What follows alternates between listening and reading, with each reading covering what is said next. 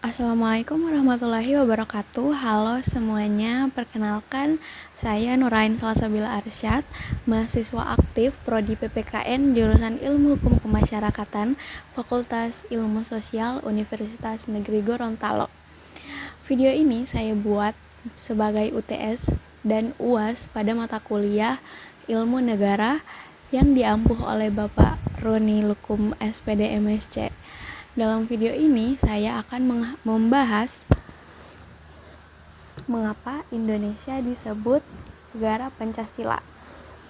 Nah, kita semua ini hidup di sebuah negara yang sangat kaya dengan budaya, bahasa, alam, dan keberagaman.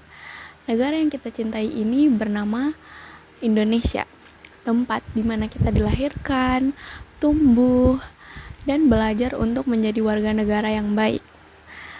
Indonesia bukan sekadar wilayah yang luas dari Sabang sampai Merauke, tetapi juga sebagai rumah besar bagi lebih dari 270 penduduk yang berbeda suku, agama, dan budaya.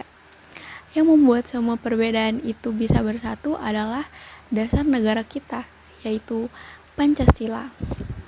Pancasila bukan hanya simbol di lambang Garuda atau kata-kata yang kita hafalkan di sekolah. Lebih dari itu, Pancasila adalah jiwa-jiwa dan nilai kehidupan bangsa Indonesia yang menuntun arah bernegara kita agar tetap adil, beradab, dan berkeadilan sosial. Karena itulah Indonesia disebut sebagai negara Pancasila.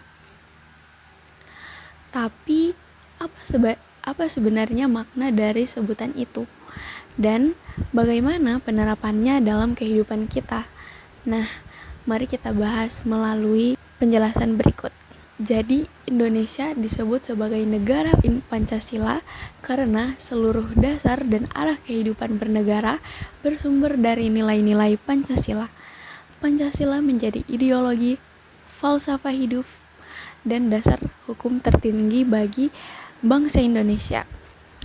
Nilai-nilai yang tercantum jelas dalam pembukaan Undang-Undang Dasar 1945 dan menjadi pedoman dalam setiap kebijakan pemerintah serta perilaku warga negaranya.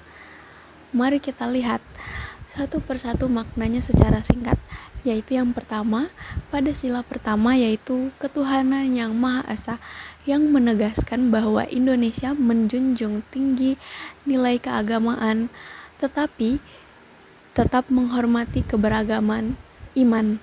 Kemudian ada sila kedua, kemanusiaan yang adil dan beradab, menekankan penghormatan terhadap martabat manusia tanpa membeda-bedakan.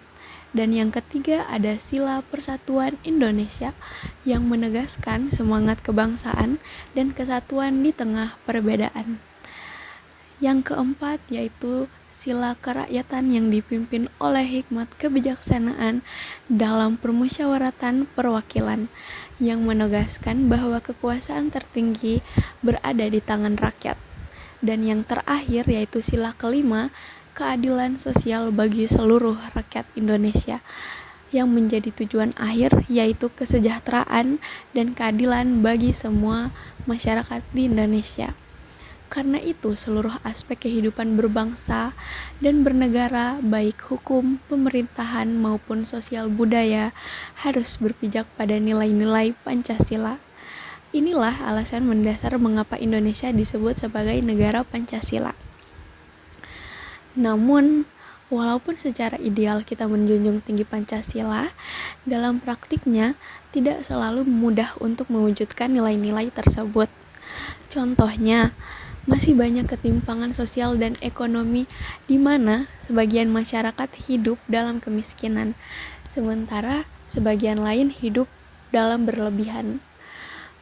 Munculnya intoleransi dan konflik identitas di beberapa daerah juga menunjukkan bahwa nilai kemanusiaan dan persatuan belum sepenuhnya dihayati. Dalam dunia politik, musyawarah seringkali tergantikan oleh kepentingan pribadi atau golongan tertentu yang bertentangan dengan semangat sila keempat. bagi kita generasi muda dan mahasiswa, tantangan lain adalah bagaimana memahami Pancasila bukan dari sekedar hafalan, tetapi sebagai nilai yang benar-benar kita hidupkan dalam perilaku. Kadang kita lebih mengenal media sosial daripada makna mendalam daripada Pancasila itu sendiri. Maka dari itu, perlu ada kesadaran baru bahwa Pancasila bukan hanya milik sejarah atau pemerintah, tetapi tanggung jawab seluruh rakyat Indonesia untuk mengamalkannya dalam kehidupan nyata. Sebagai seorang mahasiswa dan juga bagian dari masyarakat, saya melihat bahwa menghidupkan kembali nilai-nilai Pancasila dimulai dari kesadaran individu.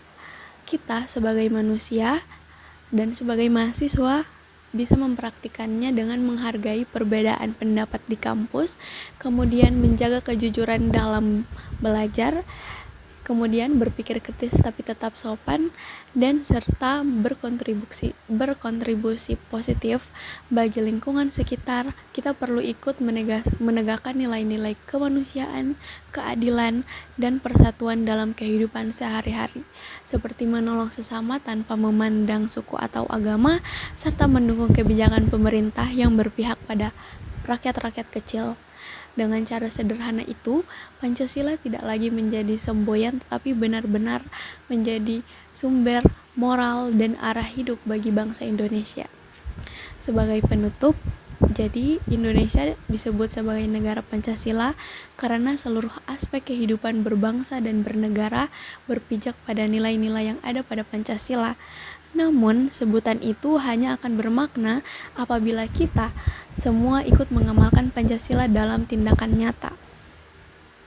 Sebagai mahasiswa dan masyarakat, kita punya peran penting untuk menjaga agar nilai-nilai Pancasila tetap hidup dalam cara kita berpikir, bertutur, dan bertindak.